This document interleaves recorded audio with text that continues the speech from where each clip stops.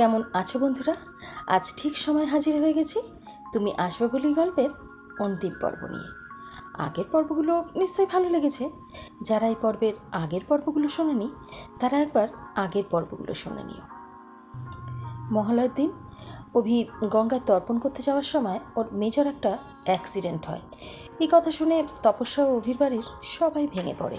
অনেকক্ষণ অপারেশনের পর অভিকে আইসিইউতে শিফট করা হয়। 3 দিন পর হঠাৎ অভির জ্ঞান ফিরে আসে, কিন্তু সেটা ভালো লক্ষণ ছিল না। অনেকক্ষণ লড়াই করার পর অভির হৃদস্পন্দন থেমে যায়। তখনই তপস্যা কাঁদতে কাঁদতে অভির নিস্তেজ দেহটার ওপর সমানে আঘাত করতে থাকে। সেই দেখে নীরাদেবী ও বিমানবাবু ওকে সরিয়ে নিয়ে আসে, আর ঠিক তখনই অভির শরীরটা নড়ে ওঠে। এরপর কি হতে চলেছে? অভির এই ঘটনা কি সত্যিই দুর্ঘটনা, না ওকে পরিকল্পনা করে হত্যার চেষ্টা? সেটা জানার জন্য চলুন শোনা যাক গল্পের অন্তিম পর্ব। গল্পটির নাম তুমি আসবে বলেই। গল্প রচনা ও গল্প পাঠে আমি তোমাদের বন্ধু জলি। গল্পে যাওয়ার আগে একটা জরুরি কথা, যা আমি তোমাদের রোজ বলে থাকি, চারুলতার গল্পের ঝুলিকে যারা এখনও সাবস্ক্রাইব করোনি তারা আজই করে ফেলো, আর বেল আইকনটা প্রেস করে পাশে থেকো। গল্প ভালো লাগলে লাইক, কমেন্ট ও শেয়ার করে অন্যকে জানাতেও কিন্তু ভুলো না। চলো এবার গল্পটা শুনে আসি। অভির শরীরটা হঠাৎ নড়ে উঠতে নার্সরা অভি থেকে ছুটে যায়। ওকে অক্সিজেন মাস্কটা মুখে লাগিয়ে ছুটে যায় ডাক্তারকে ডাকতে। কিছুক্ষণের মধ্যে ডাক্তার এসে ওকে পরীক্ষা করে বলেন, এখন অনেকটা বিপদমুক্ত, তবে ও সুস্থ হতে আরও কিছুটা সময় লাগবে বলে আবার ওকে একটা ইঞ্জেকশন পুশ করে। উনি সবার উদ্দেশ্যে বলেন, ভগবান চাইলে কি না হয়, উনি চাইলে মৃত্যুর মুখ থেকেও ফিরিয়ে আনতে পারেন। এরকম মিরাকল অনেক হতে দেখেছি। এদিকে কেউ খেয়ালই করেনি যে তপস্যা জ্ঞান হারিয়ে পড়ে আছে মাটিতে। সাথে সাথে ডক্টর ওকে পরীক্ষা করলো, স্যালাইন দিল, তারপর বলল 3 দিন কিছু খায়নি তো, তাই ওনার এরকম হয়েছে। তারপর ডক্টর ওকে ভালো করে সব কিছু পরীক্ষা করার পর ওনার মুখে হাসি ফুটে উঠল। উনি বাইরে বেরিয়ে এসে সবাইকে বললেন, মিসেস গাঙ্গুলি মা হতে চলেছেন, আর এই মুহূর্তে ওনার উপর যা স্ট্রেস গেছে সেই জন্যই একটা মাইনর ব্রেকডাউন হয়েছিল আর কি। ভয়ের কোনো কারণ নেই, কিছুক্ষণের মধ্যে জ্ঞান ফিরে আসবে। 3 দিন পর অভির জ্ঞান ফিরেছে, কিন্তু একটা দুর্বলতা রয়েই গেছে। ওর চোখগুলো জোরে টেনে খোলার চেষ্টা করতে থাকে, আর তারপরেই ও তপস্যাকে আস্তে আস্তে ডাকতে থাকে। নার্স তপস্যাকে ভিতরে যেতে বলল। অভির দৃষ্টিটা ঝাপসা থেকে ধীরে ধীরে পরিষ্কার হয়, তারপর সামনে তপস্যাকে দেখতে পায়। সাথে সাথে ওর মুখে একটা হাসি ফুটে ওঠে। ও হাতটা এগিয়ে দেয় তপস্যার দিকে। তপস্যা ছুটে এসে ওর হাতটা ধরে কেঁদে ফেলে। অভি ক্ষীণ হেসে বলল, দেখো আমি ঠিক আছি, তোমাকে ছেড়ে কোথাও যায়নি, মা কোথায়? তখনই গুনগুন আর অভির মা ও বিমানবাবু ভিতরে আসেন। আস্তে আস্তে সবার মুখে হাসি ফুটে ওঠে। একটা সুখবর আছে দাদামণি, তাড়াতাড়ি সুস্থ হয়ে বাড়ি চল, তারপর অনেক কাজ আছে তোর, অনেক বড় দায়িত্ব আসতে চলেছে তোর কাঁধে। বেশ উচ্ছ্বাসিত হয়ে পড়ল গুনগুন। অভি সবার দিকে একে একে তাকায়, কিন্তু কিছু বুঝতে পারে না। তখন গুনগুন তপস্যাকে সামনে দাঁড় করিয়ে বলল, তুমি সুখবরটা বলো দাদামণিকে, আমরা বাইরে গেলাম। বলেই ওরা সবাই বাইরে বেরিয়ে যায়। অভি কিছুক্ষণ তপস্যার দিকে অবাক হয়ে তাকিয়ে থাকে, কিছু বোঝার চেষ্টা করে। তপস্যাকে লজ্জা পেতে দেখে অভির কিছু একটা মনে হতেই ও অজান্তেই বলে ওঠে, আমি আমি বাবা আমি বাবা হতে চলেছি। তপস্যার খুশি মুখটা দেখে অভির চোখগুলো খুশিতে ঝলমল করে ওঠে। ওর মুখে একটা আলাদা আভা ফুটে ওঠে।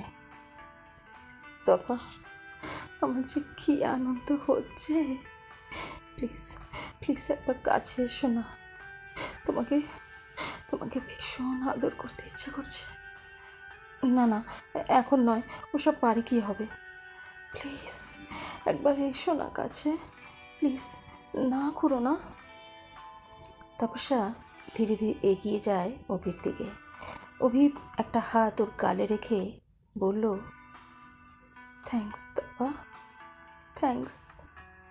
কথাটা বলেই তপস্যার হাতটা ওর মুখের কাছে নিয়ে গিয়ে একটা চুম্বন দেয়। এরপর 2 দিন কেটে গেছে। অভি এখন কিছুটা সুস্থ, কিন্তু পুরোপুরি নয়, তাই এখনও হসপিটালেই আছে। অভি, এবার বলো তো কী হয়েছিল সেদিন? তপা, আমি যেরকম ড্রাইভ করি সেরকমই ড্রাইভ করছিলাম। রাস্তা ফাঁকা ছিল বলে গাড়ির গতি একটু বেশি ছিল। হঠাৎ দেখি একটা গাড়ি আমার সামনে এসে পড়েছে। আমি সাথে সাথে ব্রেক মারি, কিন্তু তাও গাড়িটা একটা গতি তো ছিল, তাই গাড়িটা সোজা গিয়ে ধাক্কা মারে অন্য দিকের গাড়িটাকে। আমি পড়ে যাই। বিশ্বাস করবে না তপা, সে সময় মনে হচ্ছিল আমার হয়তো আর তোমার সাথে, মায়ের সাথে, কুনকুনের সাথে দেখাই হবে না। তপস্যা ওর মুখে হাত চাপা দিয়ে বলল, আর এই ঘটনা মনে করো না, তুমি একটু রেস্ট নাও তো, আমি বাইরে আছি। না তপা, এই তপা, যেও না, একটু মাথায় হাত বুলিয়ে দেবে? খুব ব্যথা করছে, তুমি হাত বুলিয়ে দিলেই কমে যাবে, জানি। তপস্যা হেসে এগিয়ে গিয়ে ওর মাথায় হালকা করে টিপে দিতে থাকে। তাতেই কিছুক্ষণ পরে অভি ঘুমিয়ে পড়ে।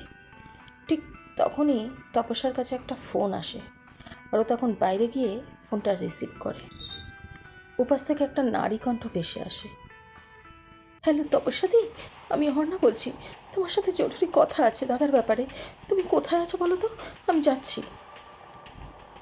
ওর ব্যাপারে আমার কোনো কথা নেই, আমাকে ডিস্টার্ব করবে না। বলেই ও ফোনটা রাখতে যাবে, তখনই অহর্ণা বলে ওঠে, অভিদার এত বড় ক্ষতি যে করলো, তার শাস্তি দেবে না তুমি? কথাটা শুনেই তপস্যার সারা শরীরের রোমগুলো যেন সজাগ হয়ে উঠল।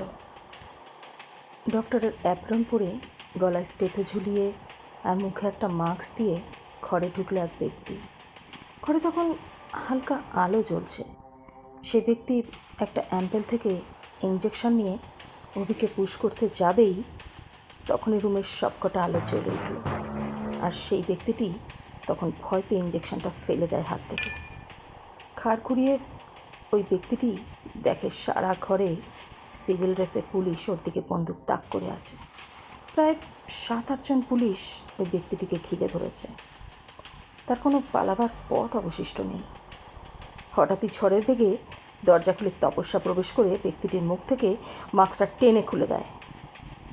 সেই ব্যক্তিটি আর কেউ নয়, Swapnil. You are under arrest mister Swapnil, পালাবার একদম চেষ্টা করবেন না। তপস্যা দাঁতের দাঁত চেপে বলে ওঠে, কী ক্ষতি করেছিলাম আমি তোমার, যে তুমি অভির এত বড় ক্ষতি করতে চেয়েছিলে? যা ক্ষতি করা তো তুমি করেইছো আমার, তাহলে এত আক্রোশ কিসের তোমার? আমরা তো ভালোই ছিলাম আমাদের মতো করে, কেন করলে বলো তো? বলেই স্বপ্নীলের কলারটা চেপে ধরে তপস্যা। অভির মা ছুটে এসে ওকে ছাড়িয়ে নিয়ে আসে ওর থেকে। এতক্ষণ সব কিছু বেডে শুয়ে লক্ষ্য করছিল অভি, আর ওর চোখ দিয়ে জল গলিয়ে পড়ে। পুলিশ স্বপ্নীলের হাতে হ্যান্ডকাপ পরিয়ে ওকে নিয়ে চলে যায়। তপস্যা অভির কাছে ছুটে এসে বলল, আমি তোমার অপরাধীকে শাস্তি দিতে পেরেছি অভি। তোমার এই অবস্থার জন্য যে দায়ী, তাকে আমি পুলিশের হাতে তুলে দিয়েছি। আজ মা দুর্গার বোধন। আজ সকাল সকাল হসপিটাল থেকে বাড়ি আসলো অভি। শরীরটা এখনও অনেক দুর্বল। বাড়ির সবাই ওকে নিয়ে ব্যস্ত। অভি তপস্যার হাতটা টেনে ধরে বলল, এই বললে না তো, তুমি কি করে জানতে পারলে যে এইসব ওই করেছে? তুমি একটা কথা বলেছিলে মনে আছে অভি, যে তুমি কোনোদিন কারোর ক্ষতি করনি, তাই তোমার কোনো ক্ষতি ভগবান করবে না। হ্যাঁ, হয়তো তাই। আর তাই জন্যই অনা নিজের দাদার বিরুদ্ধে গিয়ে আমাকে সাহায্য করেছে ওকে পুলিশে ধরিয়ে দিতে। তুমি সুস্থ হবার পরই আমার ফোনে একটা কল আসে ওনার। সেদিন সকাল সকাল অভির বাড়িতে অনায়াসে উপস্থিত। বলো, কি বলবে? ও কিছু না বলে হঠাৎই একটা ভিডিও নিজের ফোনে অন করে। কিরে, যা বলেছি হবে তো ঠিক মতো? আমি কিন্তু আর অভিকে সহ্য করতে পারছি না। ও আমার কলার ধরেছিল না, আমি ওর থেকে ওর প্রাণটা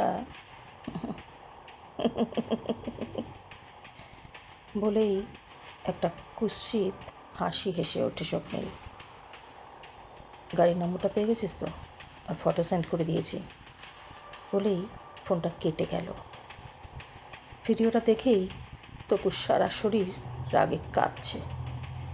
এতটা এতটা নিচে নামতে পারে ও? আমি তো ভাবতেই পারছি না। এটা না দেখলে হয়তো বিশ্বাসও করতে পারতাম না। এখন আমার নিজের ওপরই ঘেন্না হচ্ছে না যে আমি কোনোদিন ওই লোকটাকে চোখ বন্ধ করে বিশ্বাস করেছিলাম, আর সবার থেকে বেশি ভালোবাসতাম। তাহলে আমার কথা একবার ভাবো, আমার ওকে নিজের দাদা বলে পরিচয় দিতে সংকোচ হয় তপস্যাদি? যেদিনও তোমার সাথে ওরকম করেছে সেদিন থেকে আমার ওর প্রতি সমস্ত ভক্তি শ্রদ্ধা সব চলে গেছে। আমিও একটা মেয়ে দিদি, আমিও কোনোদিন চাইবো না যে কোনো মেয়ের সাথে এইরকম হোক। যাই হোক, তুমি কি করবে বলো? কি আবার করব? ওকে পুলিশে দেবো, ওকে অ্যারেস্ট করাবো। শোনো দি, শুধু এই ভিডিওই যথেষ্ট প্রমাণ নয়, কারণ ওখানে ভালো করে ওকে দেখা যাচ্ছে না। ও প্রমাণ করতে পারবে যে ওটা ও নয়। তার থেকে ভালো ওকে হাতে নাতে ধরা, আর তার জন্য জাল বিছোতে হবে। তারপর অর্ণা তোমার ভালো হওয়ার খবরটা ওর বাড়ির সবাইকে জানায়, আর এমনভাবে বলে যে ওটা স্বপ্নীল শুনতে পায়। আর ব্যাস, ও ওখানেই ফেসে গেল। ও নিজে আসলো তোমাকে। তারপর তো তুমি সব দেখলে। বাবার একজন বন্ধু আছেন, আইপিএস অফিসার, উনি আমাকে সাহায্য করেছেন ওকে ধরার জন্য। সব শুনে নীরাদেবী বলল, আমার তপা সাক্ষাৎ সতী সাবিত্রী বলেই ওর কপালে একটা চুম্বন এঁকে দেয়। সব শুনে অভি তপস্যাকে জড়িয়ে ধরে ওর কপালে একটা ভালোবাসার পরশ এঁকে, ওর পেটেও একটা স্নেহের পরশ এঁকে দিয়ে বলল, সত্যি সত্যি তুমি সাক্ষাৎ উমা আমার। আজ অষ্টমী। অষ্টমীতে ওরা সবাই মিলে মায়ের কাছে অঞ্জলি দেয়, আর তার সাথে ধন্যবাদও দেয় যে তিনি পাপের সংহার করেছেন। আজ মনে হচ্ছে মায়ের মুখটাও বেশ জল করছে। মনে হচ্ছে তিনিও যেন হাসছে ওদের হাসিতে।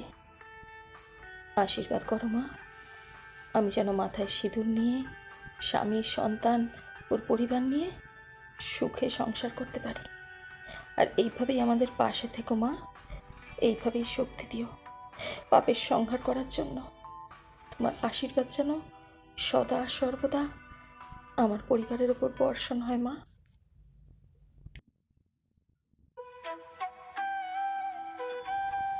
সম্পূর্ণ গল্পটি কেমন লাগলো বন্ধুরা, সকলে কমেন্ট করে জানাবে কিন্তু।